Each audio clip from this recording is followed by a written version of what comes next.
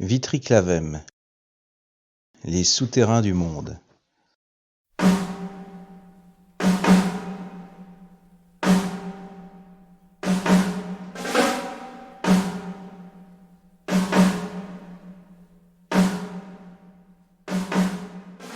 Chapitre 1 L'arbre aux enfants.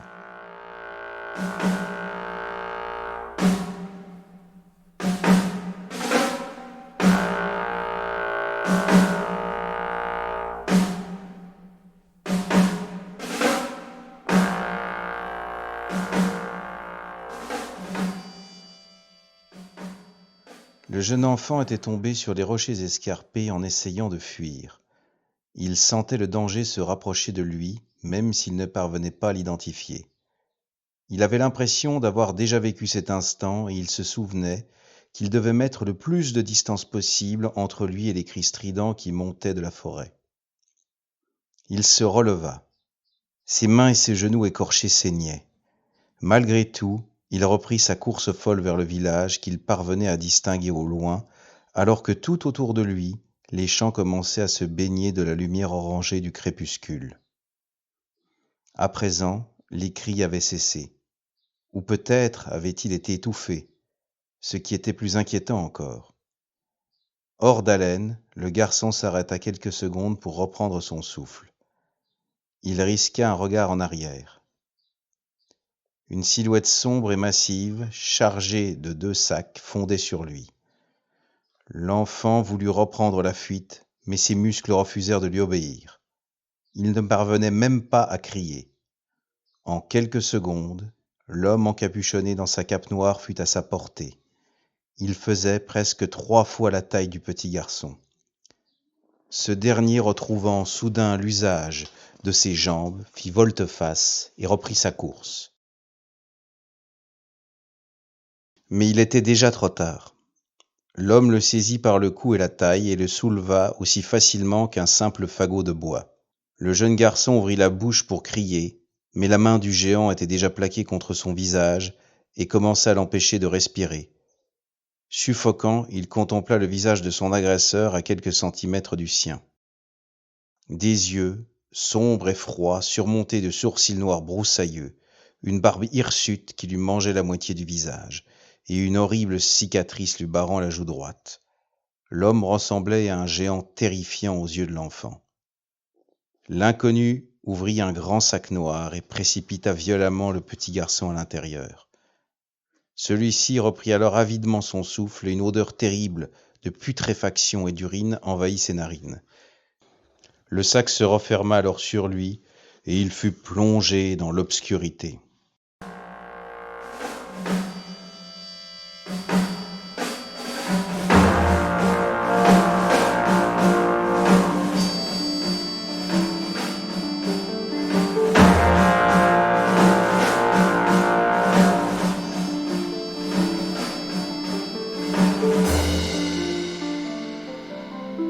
« 1439, Tiffauges, France.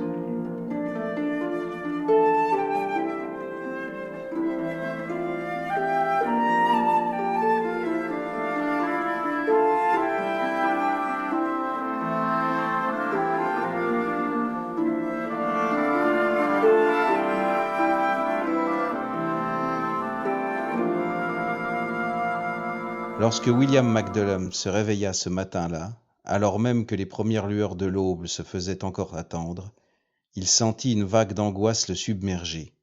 Ses cheveux, bruns mi-longs, habituellement raides et disciplinés, étaient complètement en bataille. Cela témoignait de la nuit agitée qu'il venait de passer. Le jeune homme resta un long moment allongé sur le dos, à contempler le plafond fissuré de sa petite chambre aux murs de pierre grise. Il était encore tétanisé par le cauchemar qui avait saisi son esprit durant son sommeil. Ce n'était pas la première fois qu'il passait la nuit à se contorsionner dans son lit, en prise avec des terreurs nocturnes. C'était un mélange de souvenirs désagréables et de cauchemars au thème récurrent qui l'assaillaient à chaque fois. L'homme encapuchonné, le sac, puis la sensation d'étouffer. Ces derniers temps, il avait pourtant eu l'espoir que ses nuits soient plus paisibles. Mais après plusieurs mois d'absence, ces terreurs nocturnes étaient finalement revenues. Celles-ci étaient apparues dès l'âge de 7 ans, et elles avaient eu tendance à s'estomper ensuite. Mais cette nuit, elles étaient revenues de plus belle, et les vagues d'angoisse l'avaient frappé avec plus de violence encore. Pourtant, maintenant que William était âgé de 16 ans, et qu'il commençait à quitter l'enfance, il aurait aimé en être débarrassé une bonne fois pour toutes. William se retourna pendant plusieurs dizaines de minutes dans ses draps de lin légèrement jaunis par le temps et l'usure. Il essaya désespérément de trouver une position confortable dans laquelle il pourrait se laisser sombrer vers un sommeil plus agréable. Malheureusement, il comprit rapidement que c'était peine perdue. Des sursauts d'images de l'homme en noir s'imposaient à lui à chaque fois qu'il semblait enfin sur le point de s'endormir. Il aurait pourtant voulu se reposer un peu plus avant d'entamer la longue journée qui l'attendait. Son sommeil, plutôt que d'avoir été réparateur, avait anéanti chez lui toute motivation. En cet instant, presque tout lui aurait paru insurmontable. William se mit assis au bord de son lit. Il avait la sensation d'avoir un étau autour de son cerveau qui l'empêchait d'avoir des pensées lucides. Il constata avec étonnement qu'un fourmillement important parcourait ses deux mains et remontait maintenant le long de ses avant-bras. Comment l'esprit pouvait-il avoir une telle influence sur le corps ? Il se sentait honteux d'être dans un tel état pour un simple cauchemar. À sa connaissance, personne autour de lui ne vivait ce genre de choses. À moins que, comme lui, sa famille et surtout ses amis aient trop de pudeur pour en parler. Aujourd'hui, il prétendrait une fois encore avoir veillé tard à la lueur d'une chandelle pour étudier les documents de son père sur la médecine des plantes. Cela pourrait lui servir à justifier sa fatigue et son manque de concentration. William secoua brusquement sa tête, faisant ainsi retomber les mèches à cajou qui s'étaient dressées au-dessus de sa tête. Puis, il s'approcha du petit miroir ébréché suspendu par une cordelette au-dessus de sa vasque remplie d'eau de la veille. Il constata que les pupilles de ses yeux bleu-gris étaient encore légèrement dilatées par la peur. Il s'aspergea copieusement le visage pour tenter d'effacer les mauvais souvenirs de la nuit. Les idées un peu plus claires, il enfila ses chausses noires. Il fixa celles-ci à ses braies écrues à l'aide de 2 brailles. Puis rajusta sa chemise de lin blanc avec laquelle il avait dormi. Une fois sa tunique de travail verte placée par-dessus, il attacha sa ceinture autour de sa taille. Et comme les premiers rayons du soleil n'avaient pas encore suffi à réchauffer l'atmosphère de cette matinée de début d'automne, il jeta sur ses épaules sa cape de laine bleue. William descendit sur la pointe des pieds l'étroit escalier de bois qui débouchait sur le vestibule de la maison, puis se précipita dehors. Il savait que la lumière du soleil levant et l'air frais du matin l'aideraient à chasser les angoisses de la nuit.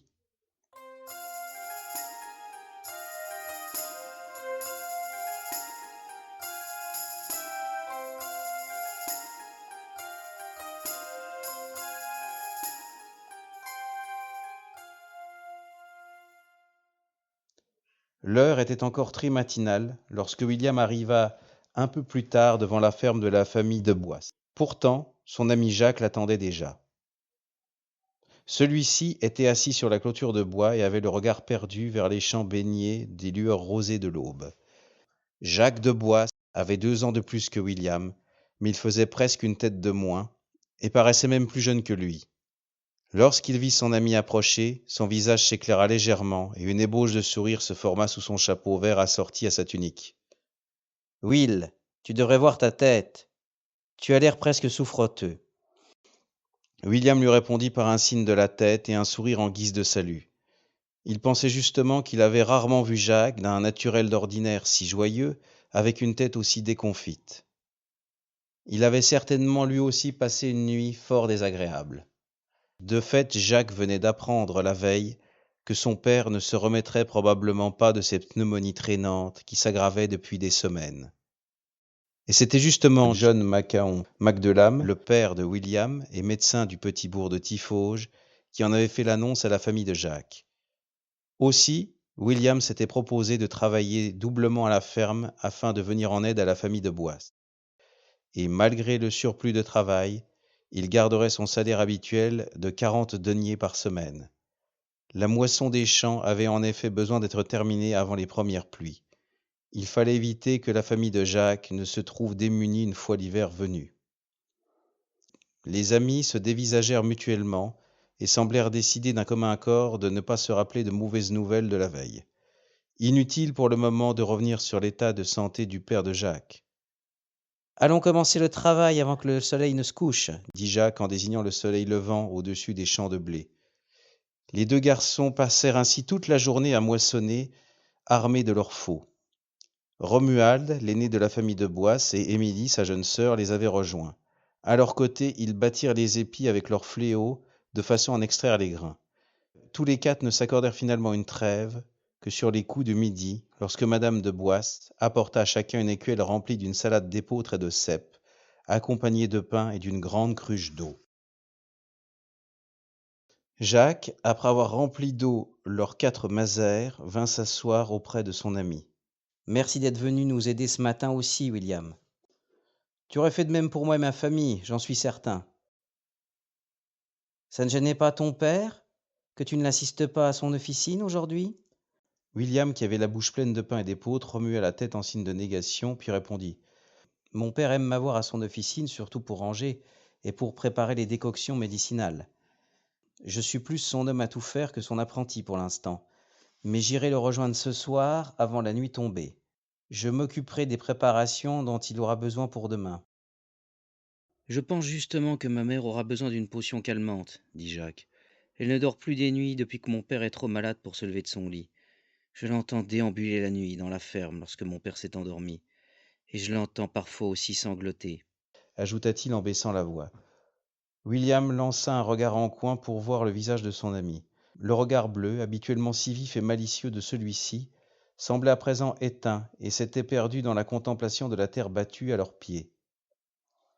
Après quelques minutes de silence, Jacques retira son chapeau et passa une main dans ses mèches blondes pour les rejeter en arrière.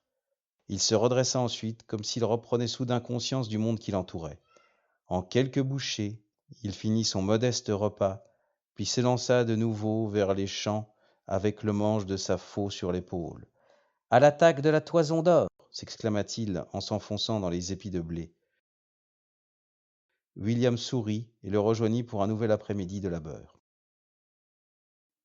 La plus jeune de la famille de Bois, Émilie, les abandonna vers le milieu de l'après-midi, épuisée. Quant à Romuald et Jacques, ils battaient encore le grain lorsque William prit congé. « Merci, Will, à demain !» s'exclamèrent les deux frères d'une même voix. « On se retrouve avant-tierce. »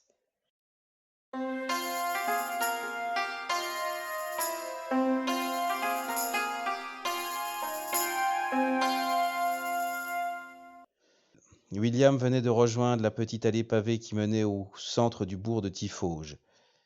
Ce village de taille modeste se trouvait au confluent de deux cours d'eau, la Crume et la Sèvre nantaise. Sur un promontoire se dressait depuis 4 siècles le château de la famille Thouars. Mais cette forteresse avait changé de main voici quelques années, puisqu'elle avait servi de dot à Catherine de Thouars lors de son mariage avec le seigneur de Machecoul.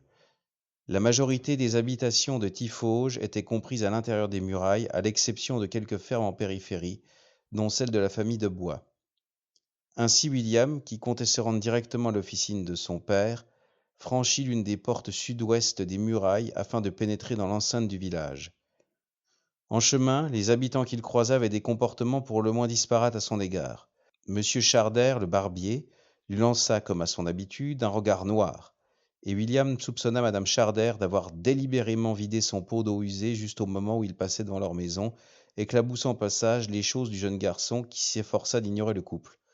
Au contraire, monsieur Bertrand le boulanger le salua chaleureusement, lui fourrant dans les bras plusieurs petits pains. « Pour toi et ta famille, mon bonhomme. Tu diras encore toute ma reconnaissance à ton père de ma part. » William balbutia un remerciement et reprit son chemin. La famille Desjardins le croisa en lui souriant timidement alors que la semaine précédente encore, les deux fils de leur famille avaient coincé William dans une impasse.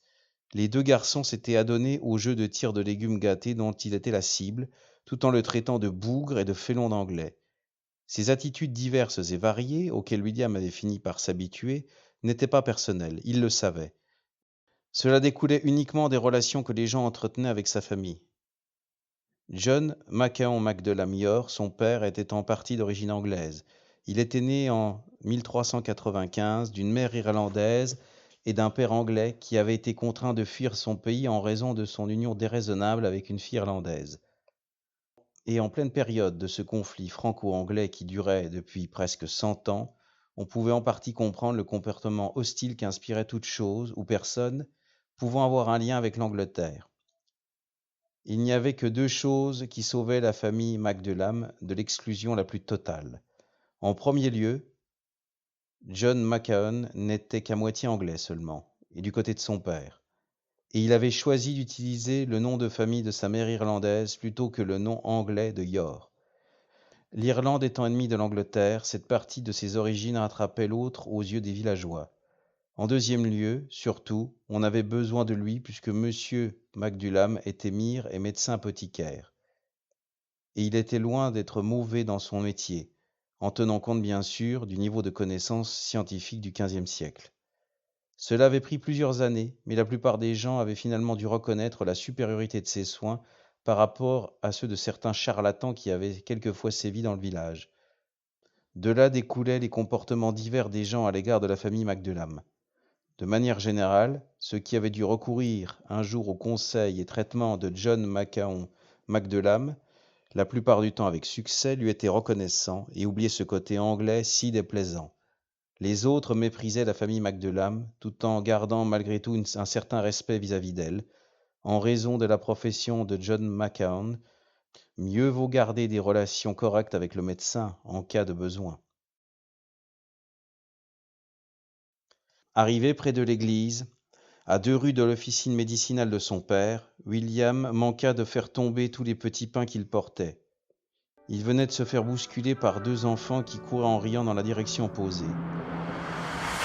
Une fillette à l'air déterminé, dont les tresses noires dépassaient d'une coiffe posée de travers, entraînait à sa suite un jeune garçon aux cheveux blonds qui peinait à la suivre sur ses trop petites jambes. « Chiara, Colin, que faites-vous » s'exclama William. La petite fille se retourna vers lui pour lancer un regard espiègle, puis elle reprit sa course en attrapant la main du petit blondinet aux joues potelées qui semblait hésiter à la suivre depuis qu'il avait croisé le regard de William. Ce dernier se lança à leur trousse. « Où allez-vous ? Encore à folâtrer alors que la nuit ne va pas tarder à tomber ?» halta-t-il en essayant de ne pas laisser échapper les pains du boulanger dans sa course. Arrivé à leur hauteur, il se posta devant eux pour leur barrer le chemin. « Chiara, tu sais que mère ne veut pas vous voir loin de la maison les soirs et elle désapprouve que tu ailles jouer au bord de la Crume. C'est dangereux. Au moins, n'entraîne pas ton petit frère dans tes bêtises. » Nous allons juste voir l'arbre aux enfants, dit Chiara, en le contournant et en s'éloignant dans sa longue robe au vert délavé. Oui. Dit Colin, en tirant sur sa manche. Est-ce que je peux avoir un petit pain si tu es d'accord ? William baissa les yeux sur son petit frère qui le regardait de ses grands yeux noisettes suppliants. Bien sûr, Colin, il y en a un pour toi, mais Chiara n'en aura point s'il continue à jouer les bécasses. L'enfant mordit avec appétit dans le pain et se remit en route pour rattraper sa sœur qui était déjà loin. Il se retourna après quelques mètres pour regarder son grand frère. « S'il te plaît, Will, tu viens jouer avec nous ?» William eut un moment d'hésitation. Il pouvait aisément reconduire Colin à la maison avant de rejoindre son père et laisser Chiara se débrouiller toute seule. Mais si cette dernière avait, grâce à son caractère buté, le don de l'exaspérer, il l'adorait malgré tout. « C'est bon, je viens avec vous, » céda-t-il sous le poids de sa responsabilité de grand frère et attendri par le regard suppliant de Colin. Le mois dernier, plusieurs jeunes enfants avaient disparu alors qu'ils jouaient à l'extérieur du village, au bord du cours d'eau qui longeait la partie est des murailles. Les malheureux s'étaient probablement noyés suite à des imprudences. Après tout, rares étaient les gens qui savaient nager à Tiffauges. Mais malgré ces inquiétantes disparitions, qui auraient dû inspirer la crainte, et malgré les avertissements de leurs parents, les bambins semblaient toujours attirés par le bord de cette rivière. Peut-être la curiosité, ou tout simplement l'attrait de l'interdit. Quoi qu'il en soit, William préféra une fois de plus expliquer à son petit frère Colin les dangers du cours d'eau. « Ne t'approche jamais trop près de la Crume, Colin, ou tu pourrais être emporté par les flots, » dit William à son frère tout en suivant Chiara. Celle-ci avait pris la direction de la haute tour du Vidame, qui s'intégrait dans la continuité des murailles nord de Tiffauges et menait à la rivière en prenant la direction de l'est. Une vingtaine de minutes plus tard, ils arrivaient tous les trois au pied du vieux chêne qui se dressait à proximité de l'eau. On l'avait surnommé l'arbre aux enfants, puisque plusieurs de ses branches s'étendaient horizontalement à quelques mètres du sol et présentaient des supports parfaits pour fixer des cordes reliées à des planches. L'arbre portait ainsi sur ses bras plusieurs balançoires de toutes les hauteurs et de toutes les tailles sur lesquelles les enfants adoraient venir jouer les après-midi d'été. Cependant, en raison des disparitions récentes, le nom d'arbre aux enfants semblait plutôt lugubre à William, comme si le vieux chêne en avait été la cause indirecte. Peut-être même finirait-il un jour par être baptisé l'arbre aux enfants disparus. William secoua la tête pour chasser ces mauvaises pensées de son esprit et décida de profiter un peu de ce moment de répit en compagnie de son frère et de sa sœur. « Petite peste !» taquina-t-il sa sœur en lui ébouriffant les cheveux qu'elle venait de dénouer et qui volaient à présent dans le vent comme un drapeau noir. « Tu obtiens toujours ce que tu veux, toi, pas vrai? J'espère que tu ne vas point t'y habituer. » Chiara lui accorda l'un de ses rares sourires, ce qui creusa de petites fossettes sur ses joues pâles. « Je suis contente que tu sois venu avec nous pour une fois. »« Comment cela pour une fois? J'espère que tu n'as pas vraiment pris l'habitude de venir ici sans nous prévenir. Et avec Colin de surcroît. Si mère savait cela. » Pour seule réponse, Chiara se mit à rire. William savait qu'il ne tirerait rien d'elle. Sa sœur était beaucoup trop butée. Alors il fit mine de se jeter sur elle, mais Chiara l'esquiva et se mit à courir. S'ensuivit une course-poursuite autour de l'arbre et dans les hautes herbes alentour, qui s'acheva finalement lorsque Chiara eut grimpé suffisamment haut dans le vieux chêne pour que son frère renonce à la poursuivre. William redescendit les quelques branches qu'il avait commencé à gravir, puis il rejoignit son petit frère qui réclamait à ce qu'on le pousse sur sa balançoire. Après un petit quart d'heure, William appela Chiara pour qu'il puisse repartir, mais celle-ci semblait ou ne voulait pas l'entendre. Figée sur l'une des plus hautes branches de l'arbre, tel un oiseau de proie au regard perçant, elle semblait perdue dans la contemplation du château de Tiffauges. Là-haut, sur le promontoire de la petite cité, le donjon et les plus hautes tours de pierre se dressaient au contour noir sur le ciel orangé du crépuscule. La plupart des gens n'appréciaient guère Chiara, car ils la trouvaient souvent étrange. Et William devait reconnaître que le comportement de sa sœur était parfois atypique pour une fillette de presque 8 ans. Elle semblait toujours ailleurs, comme si le monde présent ne la concernait pas vraiment. Et elle avait toujours eu cette sorte d'obsession pour le château de Tiffauges. D'ailleurs, ce n'était pas la première fois que William la surprenait en pleine contemplation des hautes tours de la forteresse. « Soit, Chiara, je te laisse 5 minutes encore. Je vais me reposer un peu et puis on y va. » La jeune fille restant immobile, William se tourna alors vers son plus jeune frère. « Colin, ne va point trop haut avec cette balançoire, entendu ?» »« D'accord, Will. » répondit l'enfant qui semblait beaucoup s'amuser. William s'éloigna de quelques pas afin de faire quelques ricochets sur la crume, puis il s'adossa contre le tronc d'un saule aux longues ramures et perdit son regard dans les hautes herbes et les sureaux qui bordaient l'eau. Il pensait à son ami Jacques, à la ferme des Deux Bois et ce qu'elle allait devenir, maintenant que le père de Jacques semblait condamné. Puis il pensa à son propre père, qu'il était censé aider en ce moment même, mais cela faisait tellement du bien de se reposer ainsi quelques minutes bercé par la brise, dans les couleurs orangées de la fin de journée, avec les rires de Colin qui résonnaient derrière lui.